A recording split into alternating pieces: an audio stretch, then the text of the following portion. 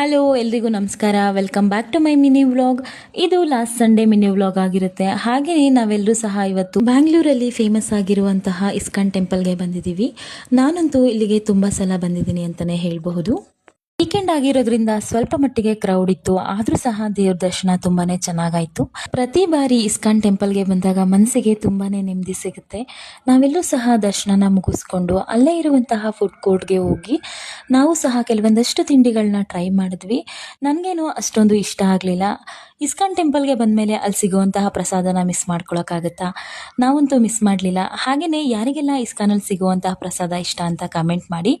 ಅಲ್ಲಿಂದ ಮನೆಗೆ ಬಂದು ಸ್ವಲ್ಪ ಹೊತ್ತು ರೆಸ್ಟ್ ಮಾಡಿ, ಮನೆಯವ್ರ ಜೊತೆ ಎಲ್ಲ ಸ್ವಲ್ಪ ಟೈಮ್ ಸ್ಪೆಂಡ್ ಮಾಡಿ, ಹಾಗೆಯೇ ಸ್ವಲ್ಪ ಡಿಮಾರ್ಟ್ಗೆ ಹೋಗಬೇಕಿತ್ತು. ಅಲ್ಲಿಗೂ ಸಹ ಹೋಗಿ ಕೆಲವೊಂದಷ್ಟು ಐಟಮ್ಸ್ಗಳನ್ನ ಪರ್ಚೇಸ್ ಮಾಡಿ ಅಲ್ಲಿಂದ ಸಹ ಮನೆಗೆ ಬಂದ್ವಿ. ಇದಾಗಿತ್ತು ಇವತ್ತಿನ mini vlog. Thank you for watching and keep supporting.